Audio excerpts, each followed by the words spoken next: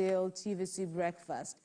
Well, the Major Energies Marketers Association of Nigeria, they're also called MEMAN, has concluded plans to take delivery of 8 vessels carrying over 300 million litres of fuel. This to address the current fuel shortage many Nigerians are experiencing. Of course, we've seen long queues. We're still seeing long queues across various fuel stations.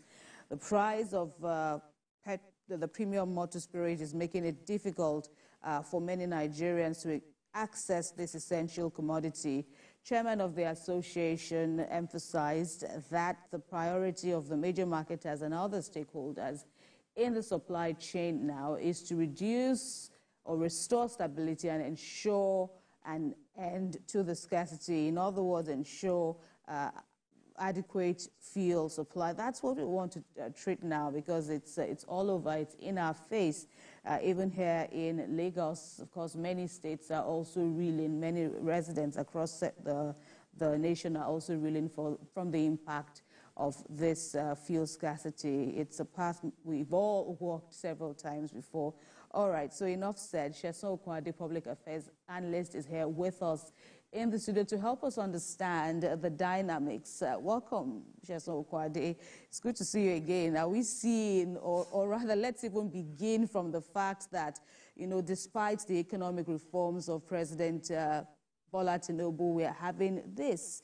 Nigerians, you know, are asking this question. What do you say? Yeah, good morning, Kemi, and good morning to Shita. Good morning to all our viewers across the globe. Glad to be here. We always say thank God it's Friday. We still thank God. But you ask yourself the question, is there any motivation or something boosting your morale? If I need to address your question, I think we've explored every avenue. And I can say without mincing words that those that are actually managing our economy in every aspect seems to be toiling on average citizen of this nation. I'm sure you know the importance of fuel, PMX in particular, to an average citizen. It's not just only in terms of logistics, it's in terms of powering your houses. I don't know the band you are in the power sector. I think the only people that have availability of supply as we speak, and this is something that I've carried out myself, is those that are on band A. And I will not blame the disco for it. I'm sure you can't compare the payment of 60-something naira to 225 naira, because I happen to be on band B, and the last 3 weeks has actually been very bloody in the sense that there has not been. So if I on band B is facing this, I imagine what the band C, band D, and band E will be. Yet you say you don't blame the discos. You don't blame them, because the truth of it is that you've actually created a dichotomy of creating an avenue to make supply available for those that will actually pay more. You have a business logistics of somebody paying 225 naira per kilowatt with the VAT about 242, and somebody paying 67. Look at me as a businesswoman. Let me put it, who will you make your product available to? That's very discriminatory, you know. We've actually said that. So has to be, you know, that everybody needs to understand. I've been on band B, and the last 3 weeks, 1 month has actually been very traumatic. Thank God for the alternative power supply that we have, not generating set this time around, but maybe solar. And you know, solar has not been too quite interesting because rain has coming. Yeah. So you observe that the pressure on the availability of petrol, it's the only means for an average businessman and an household to survive, and it's not available. And you see, when you want to talk of what are the solutions, as far as I'm concerned, I think the handlers of this economy are capitalizing on the area the president is not looking at, and that's the consequences for wrongdoing.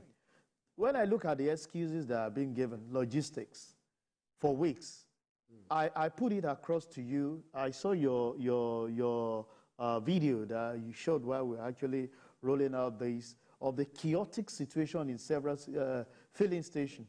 Just last week, Sunday, I spent over 5 hours. Productive time. I could not even go to church before I could have access to it. And this, I have to say that at that filling station, we have someone who lost the life. We never knew what happened. Right. Possibly something just happened. He started just converting, and the next thing, he gave up the, you know, these are, if you look at the implication of what this queue, a lot of people, as we speak, are not even having the avenue to go. As I was coming this morning, this filling station very close to us, I saw the long queue as extending beyond even the junction that will link up to CMD Road. And you ask yourself, that is what is obtainable everywhere. We thought subsidy is gone. We'll definitely make those things available, and we can have access to it. You know, it took a little while before people adjusted to that pump price. And after a while, we said, okay, I think it has come to stay, and we'll move on. So you can imagine we are no longer buying at 568 or 600 or 620. It has gone as high as over 1,000 naira at filling station, not at the black market, as we speak, exploiting people. And the only explanation we could get is there are logistic issues and heads have not rolled. That's why I'm calling on the president this morning. He's a man we know that he understands the process. You might be putting a lot of things into play. But what we've seen is that individual cash out to say, nothing will happen, let's just do it. Do you know the number of businesses that have gone down the drain within the last few weeks? And all we have is that we are working. You had the marketer saying, okay, 300 million liters has actually been rolled in the next few weeks. The last one, and on Monday we came up and the NNPCL was addressing us. People should not do panic buying. We have more than enough supply to go around. And today is Friday, a week after that. Nothing positive has happened. A lot of people, the cost of transportation for an average person going to offices has actually doubled. You can imagine people have suddenly resorted to beggars. These are issues. And for me, it's not that we don't know what to do. It's not that we don't have understanding of what to do. But I think certain set of people who are handlers of this economy have suddenly just take their eyes off the pain of an average citizen, and the president needs to do something. We need to have consequences for some of these issues that are happening. It is there when they now invite you. Just imagine we give the appointment to someone, he's been fired for non-performance, and they are inviting you, Sheta, to say, please, can you take this? I'm sure you think twice. This is a country where we don't resign for failure. Right. In other same climb, people feel, I have failed myself, I have failed the nation with every effort that I've put in, but rather we attribute our failure to sabotage. Are those sabotage not there when we're actually taking up that responsibility? We come up and speak English. I can tell you for free that people are pained. There are serious issues with people out there. You see, I watched a video last night being posted. People fighting, married men, you know, senior people fighting at the filling station because they are tensed. They are tensed. That's right. I feel the only action I feel the president has not taken in this aspect is to actually fire someone for this wrongdoing because the citizens are not smiling at all. That's right. Just like you said, you know, whenever we have issue of petrol scarcity and you have people queuing and all of that, there was one incident that happened somewhere in Lagos where they said at first it was alleged that it was a DSS that killed the person, but later on the police made it known that it's a police officer serving at Special Protection Unit Base 17, Lion Building, Lagos, you know, identified for killing of a young man, Toib Eniafe, after he was shot at a petrol station belonging to the Nigerian National Petroleum Company Limited at Obalinde in Ikoyi area of Lagos. So these are some of the kind of tragedies that we tend to, you know, you actually mentioned another one. What exactly do you think can be done so that we don't have this issue? You already alluded to the fact that they said when subsidy will be removed, they will have, you know, abundance of petrol. But do you ever believe that when we don't have, you know, any refining services going on in Nigeria? Yeah, you see, when it comes to that aspect, I feel we've overflogged it, and we are not having any traction. Quite disappointing, I must say, that I don't know who actually fed the president with that information, but it came up and he said by December 2023 we have Port Harcourt refinery, you know, coming to mainstream, and we at least. Lele Kyari said, as of last month, end of last month, we should, you know, begin to refined petroleum products. Right. Yeah, I'm still coming there. Timeline. Yeah, I'm still coming there. We had that in December, and after 4 months, the GMD of NNPCL said we should have. Today is thought we are not having anything, and that's what I keep saying. Somebody, you see, in the private sector, and that's why they will say possibly people don't look at your face. I'm sure you can't give your head of department, I don't want to say the managing director, an information that he will disseminate to the public, and he will see the failure and you still be retaining your job. I don't think that will happen. As a matter of fact, you must have your facts well loaded before even giving it to your head of department that will disseminate to the managing director. What if the head of department is speaking his own mind? So if he's speaking his own mind, that information is not from you, but from your HOD.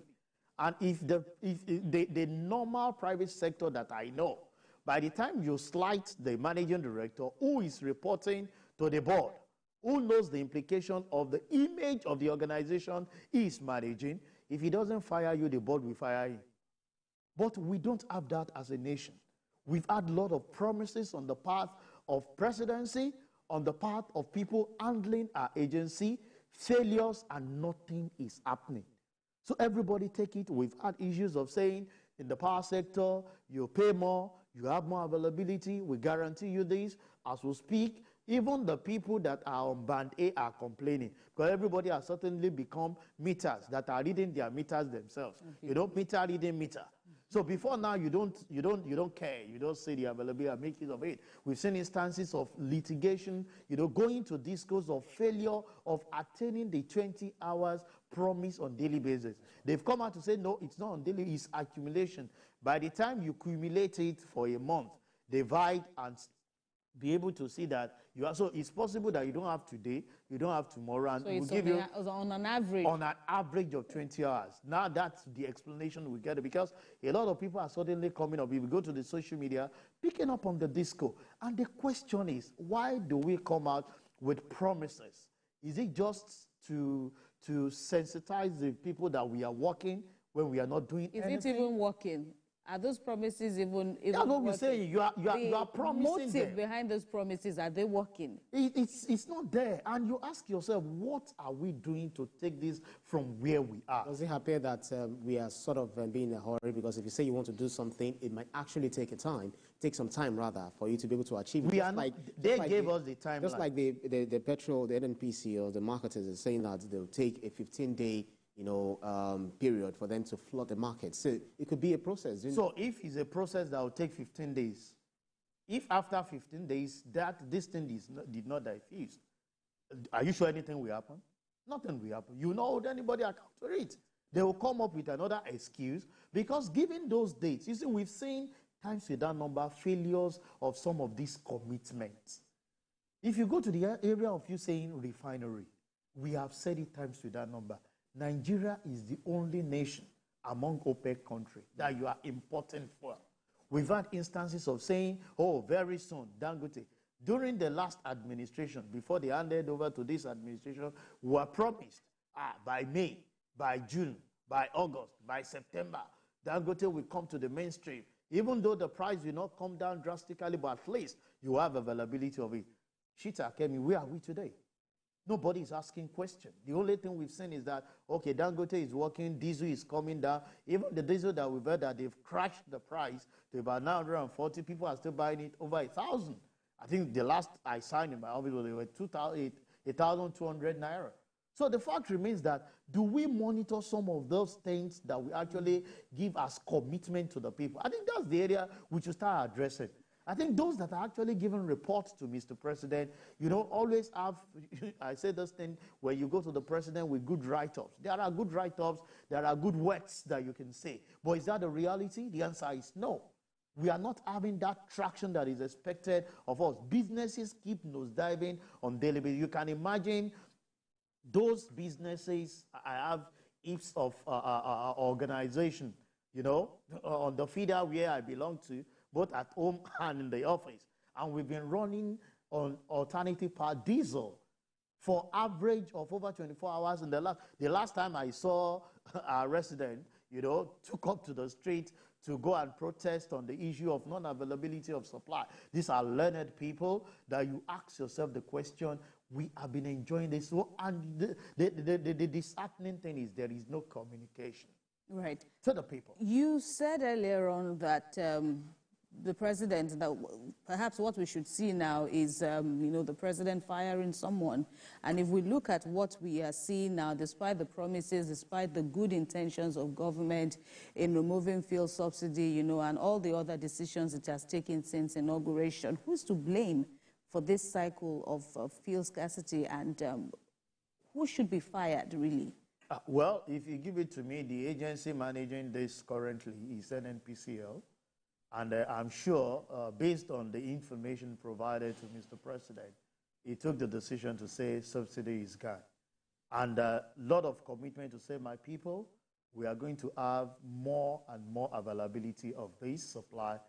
Just, have patience. We've been hearing it. Part of the elders that you heard this morning was Mr. Vice President at a particular function saying, exercise patience. Can we continue to lose people on daily basis to things that should not happen? Imagine, how do you explain a security officer that is meant to protect the citizen eating out? It's, I'm sure, possibly born out of frustration on the part of that security agency. How much and how long can we continue to say, let's be patient? Is it going to be a situation that by the time that patient is exhausted, you won't even have people to govern over? Because we are talking of people that are dying physically on a daily basis. We are not talking of people that are actually dying because of the for economic reason. You can imagine people find it difficult to even do certain things they should do in their houses because no power, no petrol to fuel their generating set, no petrol to fuel their vehicle for issues. So, the other time we said we've adopted online meetings and the likes. How are you going to have meeting when there is no power supply to power your possibly your laptop to even do that? So you can see the implication of this short thing. A lot of people keep losing faith, and that's why I said the president may have good intention, but I think he needs to pay, because I know him as a man that penetrates down to the grassroots.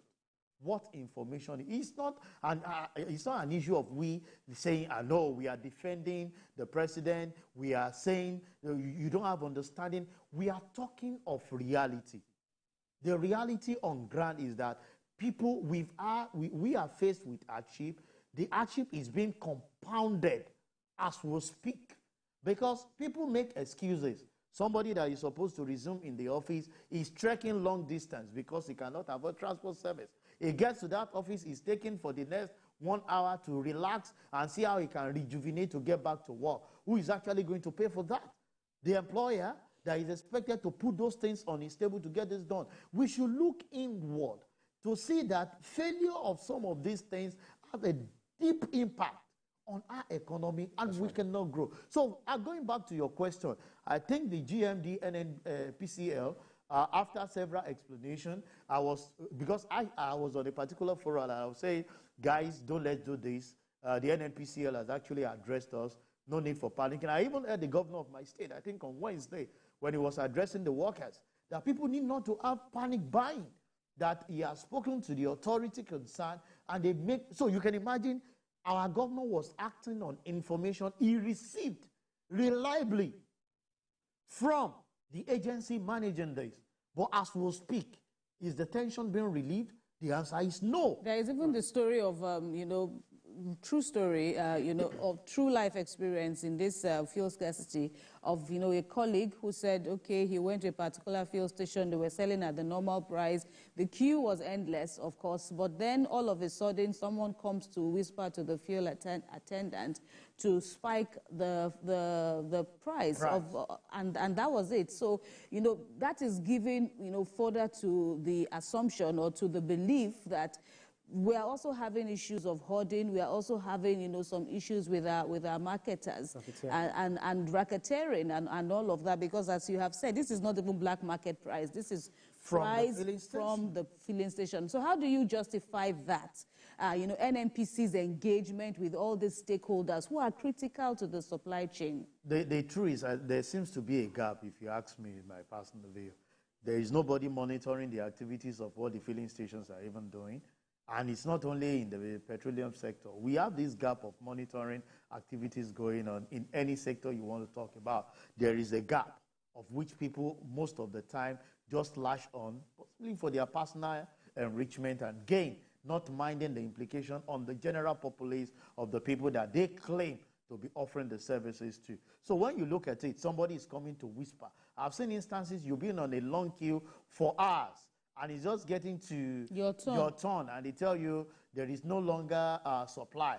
And a few hours later, when some people have actually diffused to go, they start reselling again, and you ask yourself. Well, so that's why you see most of the time, some don't mind to leave their vehicle at the filling station. When you have supply, we'll come and buy. Even sleep there. So you can now imagine the health hazard of sleeping. You have the comfort of your home, but because you want to buy this fuel at the price we consider to be, high, with the subsidy remover that we are still battling with, people are now buying fuel as high as 700, 800, 1,000, over 1,000. So in fact, if those of us in Lagos are complaining, I can imagine a friend traveled when we were still buying in Lagos was for 568 at NNPC and 620. And he said that to Ogbomosho, after spending 3 hours, he bought for 980. And it was, a filling station, some of us had this idea of saying, I pick the filling station, I buy my fuel because I know my vehicles are sensitive to fuel and the like. But this time around, he said he never mind. It was just anywhere because he needed to get to Lagos that particular day.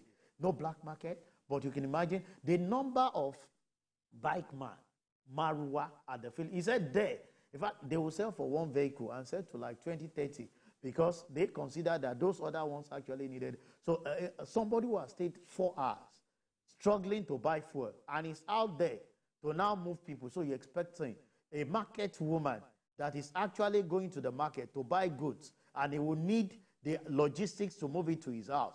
Before now, he was actually paying like 10,000. Is this going to be the same 10,000? The answer is no. Who is going to pay for that particular thing when the woman moves it back to his base, where you and I will definitely buy from? Right. It's you and I that will pay for it. So they should have understanding that the deep implication of this is huge, and it's not smiling at all. As a chartered accountant and a moralist, do you think the blame should be laid solely at the doorstep of the NNPCL?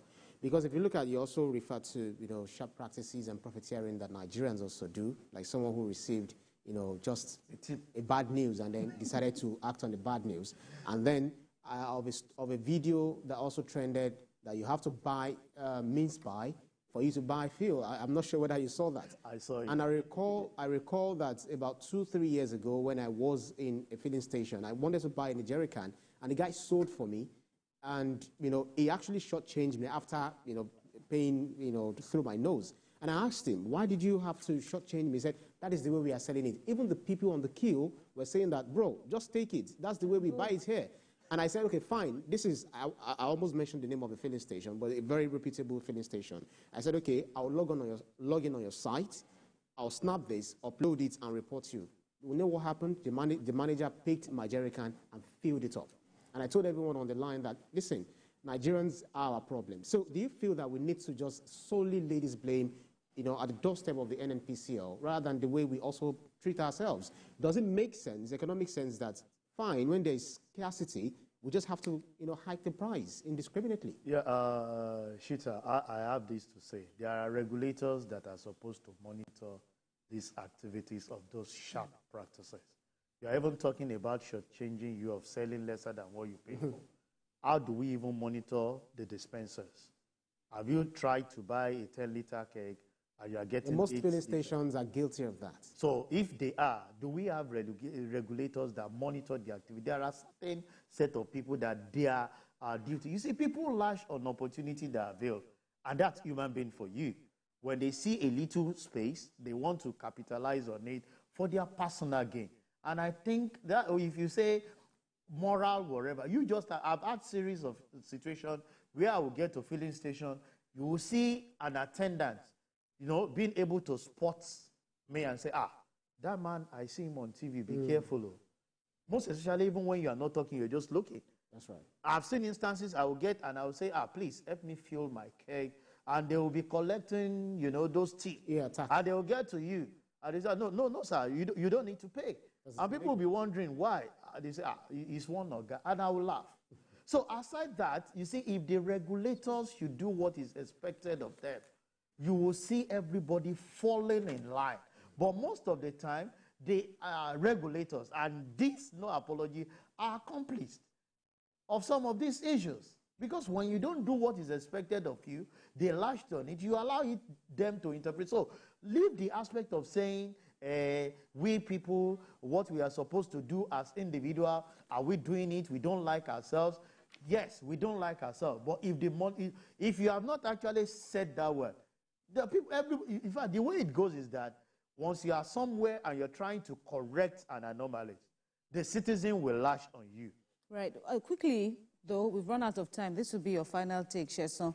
The NNPC that, you know, is bearing the brunt right now is also a retailer. And, you know, some have said you are a regulator, you are the regulator, you are the retailer. And so shouldn't NNPC just basically hands off, especially the downstream sector, and give room for more competition? Do you think that will bring some sanity, some more sanity in the system? Yeah, well, if you say you are the regulator, you are the retailer, and you are not getting it right, by the time you liberalize it, I don't know, because the regulators are not even monitoring what is expected of them, and the failures is there. So it's not that they are overwhelmed. It's just what I would call a lackadaisical approach to some of these things of not doing what you are supposed to do. Monitor activities. And you see, we should start holding our leaders accountable. Enough of just giving us promises with timeline. You see, that's the most painful thing. We are going to get this done in the next 2 months. Be patient with us. After 2 months, no result and no penalty. You know, in organization, when you fail to provide services expected of you to your consumer, the Consumer Protection Agency goes after you, and you'll be penalized for it. But what is it on the part of the government? It's as if they are just taking us for granted. And we believe so much in this administration. A lot of us cannot even move freely in the street because they will tell you, you plunged us into this. You had so much confidence. In fact, you always refer to Mr. President as your senior colleague. Right. How much of it have you done? So, Mr. President, you just try as much as possible to do what is needful. It's not smiling. If the people of the corridor of power give Mr. President that things are working, well, we, his lover, people that have confidence in him, we are telling him this morning that things are not smiling. In fact, those of us in the city, we are having, you know, we are coasting up. Things don't smile. It is us that are not smiling. Okay, well, things are not smiling to actually give we, the human being, the opportunity to smile. You understand? So, if those of us at the city are complaining like this, how much more those at the rural area, the vulnerable. Indeed. I'm sure if they should do the statistics of the most vulnerable, maybe we'll be having another qualification beyond most vulnerable to most vulnerable.